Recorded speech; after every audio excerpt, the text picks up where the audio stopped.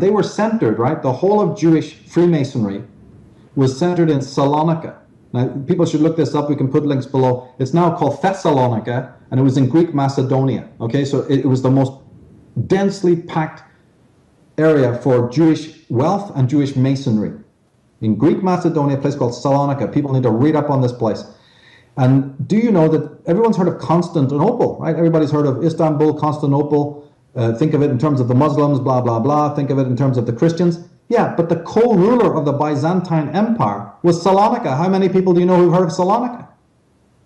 And that was where the Jews hung out, right? The Constantinople was mostly Muslims and Christians, but the Jewish power was centered most in these Freemasonic lodges and businesses and corporations and what have you, these secret societies in Salonika. You know, these crazy people, they actually backed these young Turks.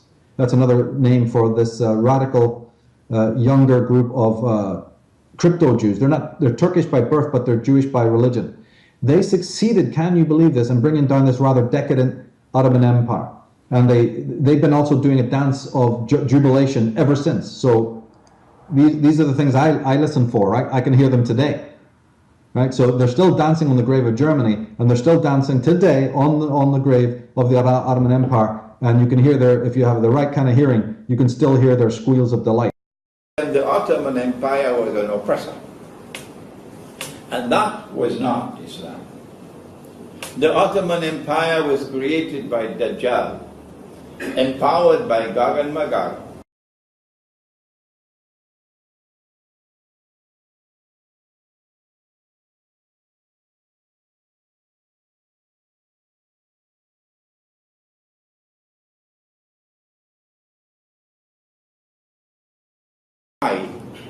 The Ottoman Empire waged ceaseless wars of aggression.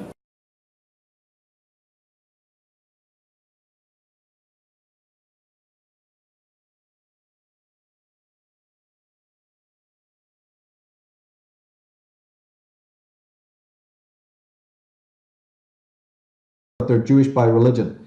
They succeeded, can you believe this, in bringing down this rather decadent Ottoman Empire. And they've been also doing a dance of jubilation ever since. So these are the things I listen for, right? I can hear them today.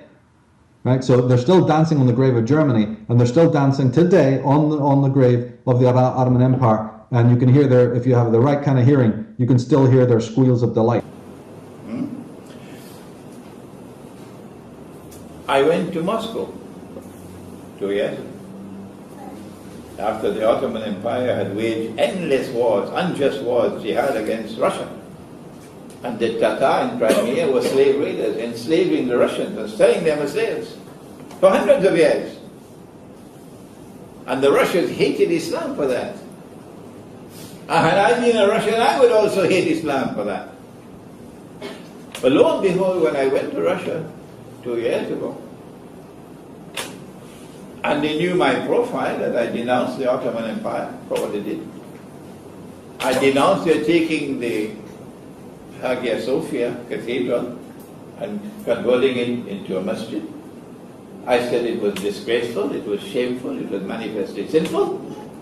And the news reached Russia. And so many other things I said, and they were pleased. And when I reached there, I found them to be a people showing respect for me. And more than that, showing affection for me. And showing respect for Islam. This is what I found in Russia. Мы с президентом Бушем говорили, и я в разговоре с ним упомянул о том, что на днях был убит лидер Северного альянса в Афганистане Масуд. И я сказал тогда американскому коллеге, знаешь, меня это очень тревожит, такое чувство, что что-то должно произойти. Они явно к чему-то готовятся. The next day was the 11th of September 2001. We mourn the victims of the September 11 attacks, just as we did back in 2001. Like no other country, Russia knows what a terrorist act is like. On September the 3rd, we too marked a day to commemorate those killed in terror attacks in Russia. It's yet another reminder that we have to put aside any possible differences and join forces in the face of common challenges. But it's also very clear, and you never see the fact that that Gazprom did that huge deal with Israel, knowing, listen to this one, they know the gas that they're going to deal with Gazprom, they know that gas came off of the Palestinian coast. They know it. Yeah. But the Russians did the deal with the Israelis, because the Israelis are going to steal it right out from under the Palestinians. Yeah. They know that the Lubavitch, they don't take pictures of the Lubis going into his office every single week. They don't know that Putin passed the Holocaust bill that's the same exact law that France has, that if you deny any facts involved in the Holocaust, you go to prison. Most people don't know either that the Russian Federation Central Bank is part of the Rothschild banking structure. They don't know that.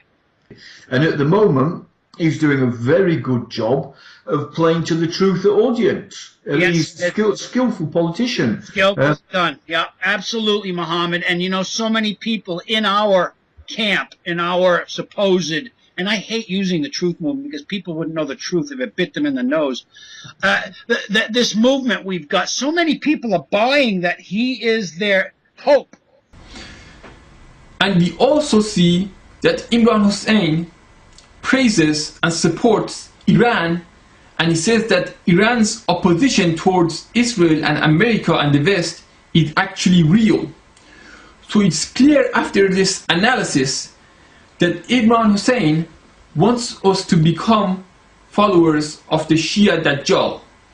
This is why he tells us that the right eye is good and the left eye is evil. So that when a Western Dajjal rises with a blind right eye, his followers would think that that is the only Dajjal.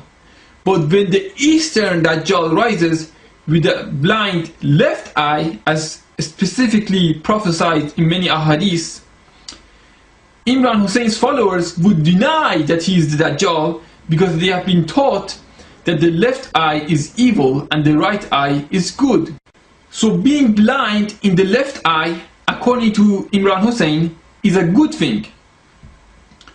Aside from this, Imran Hosein also insists that the Dajjal may not be one-eyed at all, but that he could be metaphorically one-eyed. What is blind is the heart, which is inside the chest. And so the heart can see. And so in addition to this eye, we also have this eye. Now it is possible for us to understand the hadith. Dajjal sees with one eye, his left eye. The left eye symbolizes his external capacity for sight. Dajjal is blind in the right eye, indicating that Dajjal is internally blind. This is clearly another deception on his part to make his followers support the Dajjal when he appears, as it is stated clearly in the hadith that the Dajjal will be physically one-eyed, not metaphorically. In fact, the eye of Dajjal is described as looking like a floating grape in Sahih Muslim. So only an idiot or a liar would say that the Dajjal will not be physically one-eyed. And this shows the truly satanic agenda of Imran Hosein. And in your effort to liberate yourself from oppression and to bring back freedom to your country, you should align yourself with Russia. And if Russia understands the role that Russia can play, Russia can succeed in easing a transition in Syria, a bloodless transition, which would bring the majority community to rule over the country and yet maintain an alliance with Iran and yet maintain an alliance with Russia, and so outmaneuver the Zionist plans over Syria. I don't see any other route. I have completed my book on an Islamic view of Gog and Magog in the modern world. I think it is perhaps the only book in the market. It is not pride on my part.